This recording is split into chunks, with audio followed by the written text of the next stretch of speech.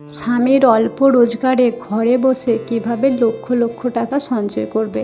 অর্থাৎ স্বামীর বেতন যাই হোক না কেন, তবুও কিন্তু আমাদের মধ্যবিত্ত ফ্যামিলির গৃহিণীরা ঘরে বসে লক্ষ টাকা সঞ্চয় করতে পারবে। তো এই লক্ষ টাকা কিভাবে সঞ্চয় করবে তার টেকনিকটাই আজকের ভিডিওতে আলোচনা করব।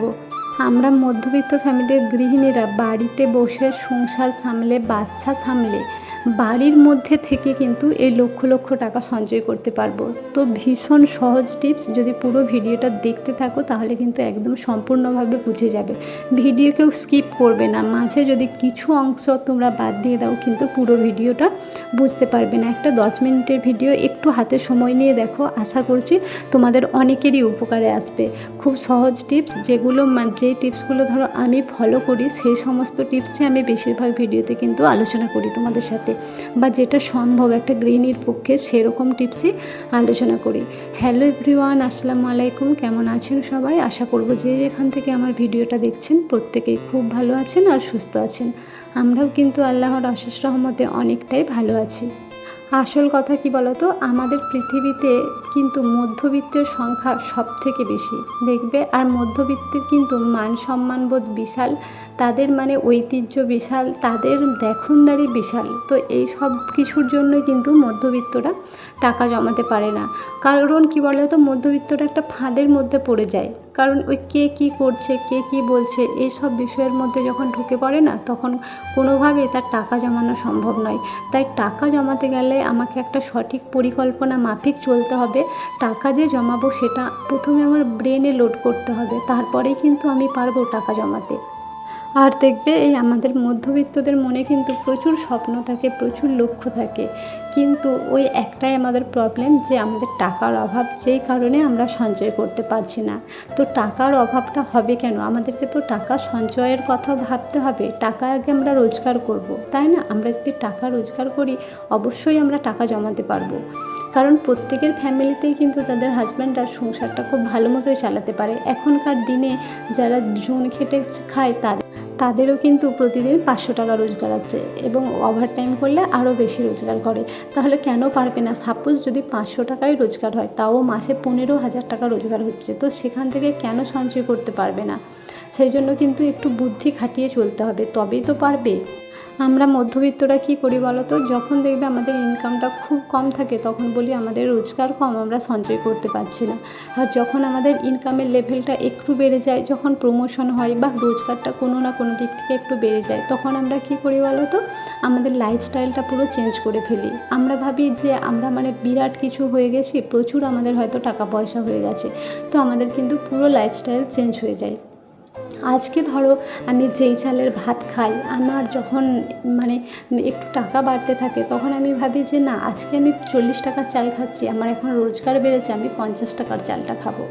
বা আজকে হয়তো আমি ধরো 500 মাছ কিনে নিয়ে এসে খাচ্ছি, 500 মাছকে 2 দিন খাচ্ছি, যখন আমার গরিবের সংসার। কিন্তু যখন একটু পয়সা হয়ে যাচ্ছে, তখন 500 মাছই আমাদের কিন্তু এক বেলাতেই উদ্ধার হয়ে যাচ্ছে।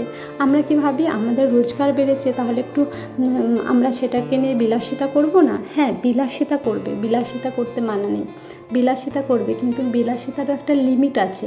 তুমি এতটা বিলাসিতা করো না যাতে তোমার ভবিষ্যতের কোনো সঞ্চয় থাকবে না। এই বিলাসিতা করাটা কিন্তু ভুল। হয়তো দেখবে তোমার 5% ইনকাম বেড়েছে, কিন্তু তুমি বিলাসিতাটা 10% বাড়িয়ে দিয়েছো। তাহলে যখন তোমার 15,000 টাকা ইনকাম ছিল, তখন যদি তুমি মাসে 1,000 টাকা জমাতে পারতে, যখন তোমার 20,000 টাকা ইনকাম হয়েছে, তখন কিন্তু তুমি সেটাও পারবে না। কেন বলো তো? তোমার ইনকামের থেকে কিন্তু তুমি খরচটা অনেকটা বাড়িয়ে ফেলেছো তোমার অজান্তে, যেটা তুমি বুঝতেই পারো না। তো এই সব দিকগুলো কিন্তু আমাদেরকে অবশ্যই খেয়াল রাখতে হবে। আরও একটা পয়েন্ট দেখো, আমাদের মধ্যবিত্তদের মধ্যে কিন্তু অধিকাংশই আরও একটা ব্যাড হ্যাবিট আছে, সেটা হলো লোন নিয়ে নেওয়া, যেটা আমরা ইএমআইয়ে করে থাকি। আমার মানে শখ সাধ মেটাবো, লোন নিয়ে নিলাম, কোথাও বেড়াতে যাব, লোন করে নিলাম, কোনো কিছু মানে যে কোনো জিনিস একটা কেনাকাটি করব, লোন করে নিলাম। হয়তো আমার সামর্থ্য তখন নেই, তাহলে আমি তখন জিনিসটা নেবো না। যখন তুমি এটা লোন করে নিচ্ছ, তোমাকে কিন্তু কিছুটা টাকা বেশি দিতে হচ্ছে, কারণ এমনি এমনি তোমাকে কেউ লোন দেবে না।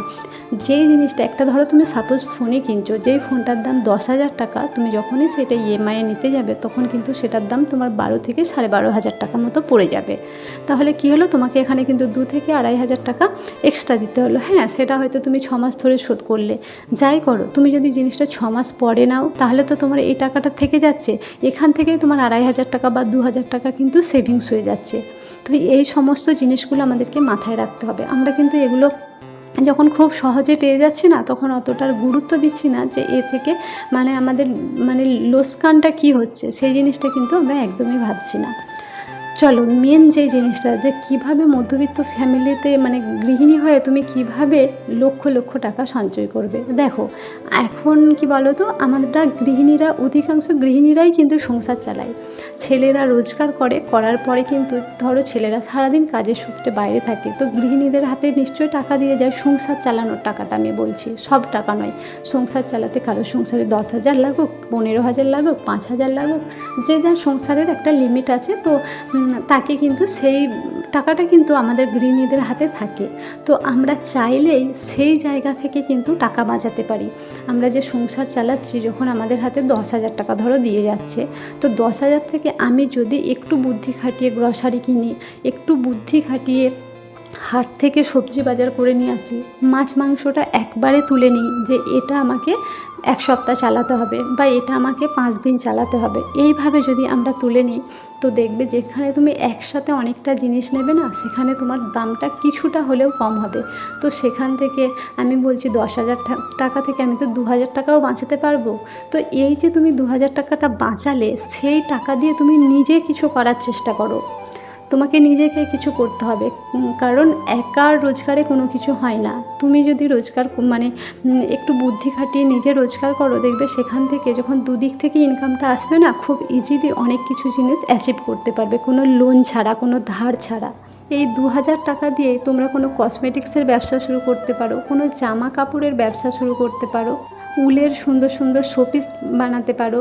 এছাড়াও ফেলে দেওয়া জিনিস দিয়ে DIY যেটাকে আমরা বলে থাকি, ধরো ফেলে দেওয়া বোতল, ফেলে দেওয়া পেনের খাপ, এই সমস্ত, বা ফেলে দেওয়া তোমার জিন্স প্যান্ট, এই সমস্ত জিনিস দিয়েও কিন্তু আমরা সুন্দর সুন্দর রুম ডেকোরেশনের জিনিস আমরা বানাতে পারবো। এগুলো শুধু অনলাইনে একটু সার্চ করে নেওয়া, আর এগুলোর জন্য সামান্য কিছু জিনিস হয়তো তোমাকে কিনতে হবে, কিছু হয়তো কালার কিনতে হবে, কিছুটা গ্লু কিনতে হবে, একটা হয়তো গ্লু গান নিলে ব্যাস, এই সামান্য একদম খুব অল্প খরচে তোমার 2,000 টাকাও লাগবে না।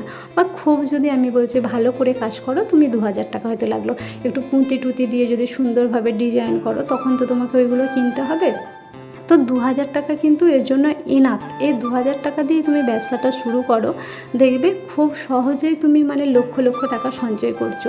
এইটা তুমি যখন মানে দিনের পর দিন করতে থাকবে, তোমার সেল করারও তো পদ্ধতি আছে না, এখন তো অনলাইনেই সমস্ত কিছু জিনিস সেল হচ্ছে। তুমি লাইভ করো, লাইভে সবাইকে বলো যে তুমি এই জিনিসগুলো বানাচ্ছো, বা তুমি ফেসবুকে পোস্ট করো জিনিসটা, সেখান থেকে দেখবে মানুষ দেখে, সবাই এখন ওখান থেকে দেখে ট্রাস্ট করে কিন্তু টাকা পেমেন্ট করে জিনিস কিনছে। আমরা তো নিজেরাই কিনি, তো আমরা যখন কিনছি তাহলে আমাদেরও যদি কোনো গুণ, কোনো দক্ষতাকে আমরা বের করতে পারি, ভালো কাজ দেখায়, ভালো জিনিস বানায়, আমাদের থেকেও তো মানুষ এই সমস্ত জিনিসগুলো কিনবে, তাই না? তো যখন এই জিনিসগুলো কিনবে, আমরা তো এ থেকে ভালো রকম একটা প্রফিট পাবো। কারণ কি বলো তো, এই সব জিনিসের তোমাকে পরিশ্রম দিতে হবে, সময় কিন্তু অনেকটা দিতে হবে, কিন্তু খরচ খুব কম, আর লাভের অংশ কিন্তু অনেকটা বেশি। যেখানেই তোমার লাভের অংশ বেশি থাকবে, সেখানে কিন্তু তোমাকে পরিশ্রম দিতে হবে, কারণ এফোর্ট চাই। কোনো জিনিসে তুমি মানে এফোর্ট না দিয়ে এই বিশাল কিছু করবে, এটা কিন্তু কোনো দিন সম্ভব নয়।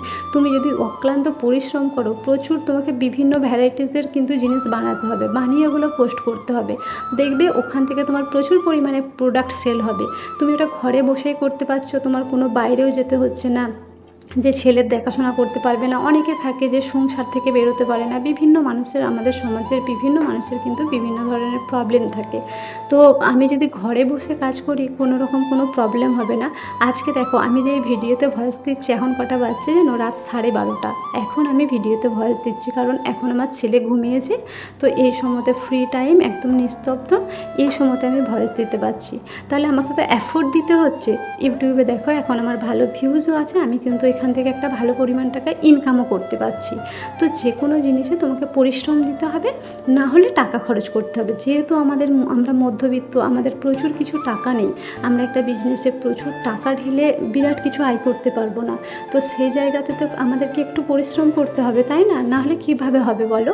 এমনি টাকা রোজগার করব, শুয়ে শুয়ে স্বপ্ন দেখলাম, সকালে দেখলাম লক্ষ টাকা আমার বালিশের নিচে আছে, সেটা তো কোনো দিন সম্ভব হবে না।